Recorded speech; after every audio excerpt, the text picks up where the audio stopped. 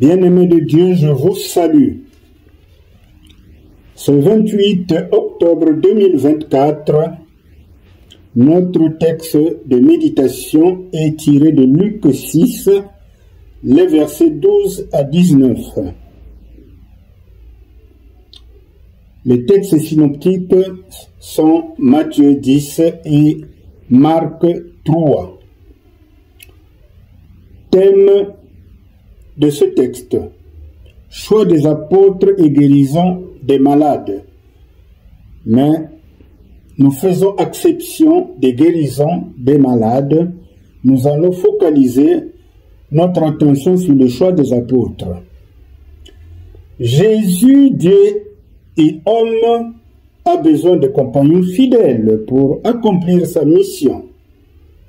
Il y choisit parmi ceux qui le suivent 12 apôtres ou 12 disciples appelés apôtres. La prédication a la première place dans l'activité de Jésus. De tous les dons du commencement, c'est la proclamation de la parole qui subsiste aujourd'hui, parce que Dieu accomplit son œuvre par la parole seule. En choisissant des compagnons fidèles, Jésus veut progressivement structurer son Église. Et nous verrons plus tard que c'est avec ces 12 que Jésus a réellement construit son Église à partir de la Pentecôte, au moment où les 12 apôtres et les autres disciples étaient revêtus de la puissance du Saint-Esprit. Alors, Jésus choisit ses apôtres avec souveraineté, et ceux-ci répondent de leur propre gré et viennent à lui. Cet engagement volontaire des disciples s'appelle vocation ou appel à servir volontairement Dieu. Quoiqu'appelé par Jésus, la nomination des apôtres implique la communion et la compagnie.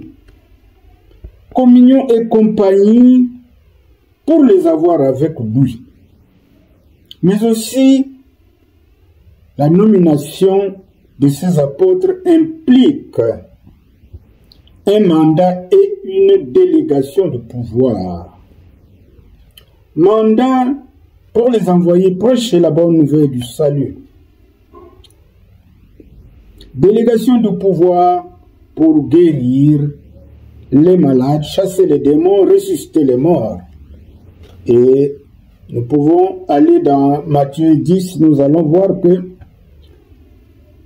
les 12 apôtres ont eu à accomplir leur premier mandat et leur première délégation de pouvoir en Matthieu 10. Examinons à présent la composition et la qualité des compagnons fidèles de Jésus. Sur les 12 apôtres, il y a 4 pécheurs, dont les frères Jacques et Jean, Simon-Pierre et André. Il y a un péager, il y a un zélote, puis les 6 autres dont nous ignorons leurs occupations antérieures. De ces 12 apôtres, aucun professionnel de la religion. Il n'y a pas de scribe, il n'y a pas de pharisien, il n'y a pas de prêtre, il n'y a pas de sadducéen.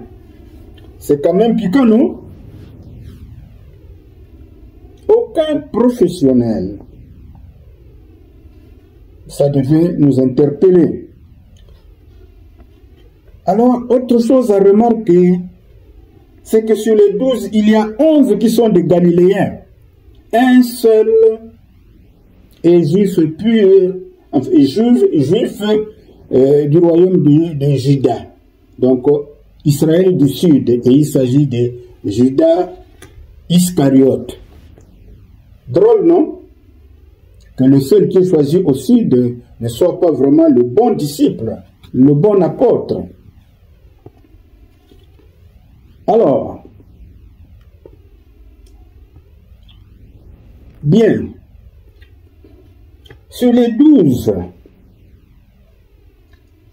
nous relevons qu'il y a 11 qui sont galiléens et un seul est de Juda.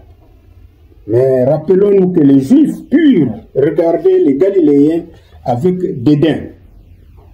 On peut le lire dans Jean, au chapitre 1er, le verset 46, et Jean, chapitre 7, verset 52. Pour manifester son autorité, Jésus changera le nom de quelques apôtres. À l'exemple de Simon qui deviendra Simon-Pierre, qu'on différencie avec Simon et les Zélotes, parce qu'on a dit qu'il y a un Zélote parmi les 12. Bon, les Zélotes étaient une secte qui combattait le colon, l'occupant romain. Alors, mais il y a aussi que, par exemple, Jésus appelle Jacques et Jean les fils du tonnerre, certainement en raison de leur caractère explosif. Finalement, qu'est-ce qu'un apôtre? Alors, la signification du mot apôtre est étendue. C'est un envoyé ou un représentant désigné ou messager tout court. Messager, représentant, envoyé de Jésus-Christ. À différencier avec les prophètes qui étaient les prophètes de l'Ancien Testament, qui étaient des envoyés de Dieu. Mais disons aussi que Jésus ne les choisit pas en fonction de leur rang social ou même de leur foi, parce que celle-ci se révélera parfois défaillante. Ces disciples, donc, nous pouvons constater qu'ils viennent des horizons divers, parce qu'il y a des pêcheurs, il y a les péagers, etc., etc. Alors, il y a deux choses que nous devons relever qui caractérisent les apôtres, qui a sûrement présidé à leur choix par Jésus. Ces deux caractères sont leur disponibilité et leur désir d'obéissance en Jésus.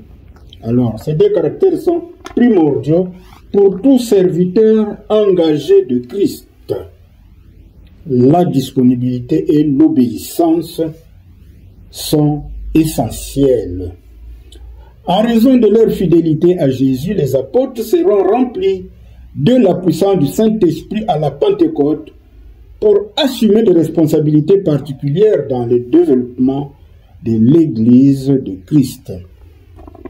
Ainsi, à l'exemple des apôtres, les chrétiens de toute génération, en particulier ceux qui sont fidèles à Jésus, reçoivent continuellement en Église une formation. Ceci au travers de la prédication de l'Évangile. Quand nous avons dit tout ceci, que pouvons-nous retenir finalement? Retenons qu'il y a trois caractères indispensables pour celui qui veut témoigner Christ en tout temps. C'est-à-dire que celui qui est un serviteur consacré. Premier caractère, la disponibilité à servir Christ. Deuxième caractère, l'obéissance et la soumission au commandement de Dieu. Et donc à Christ. Enfin, la fidélité dans le service. Ceci dit, ne refusons pas de servir Dieu sous prétexte que nous ne possédons pas les qualifications requises. C'est Dieu qui nous équipe, c'est Dieu qui nous forme, c'est Dieu qui nous envoie en mission. Merci mes bien-aimés. Continuez à approfondir l'étude. Abonnez-vous, likez et faites-nous parfois des commentaires. Que Dieu vous bénisse.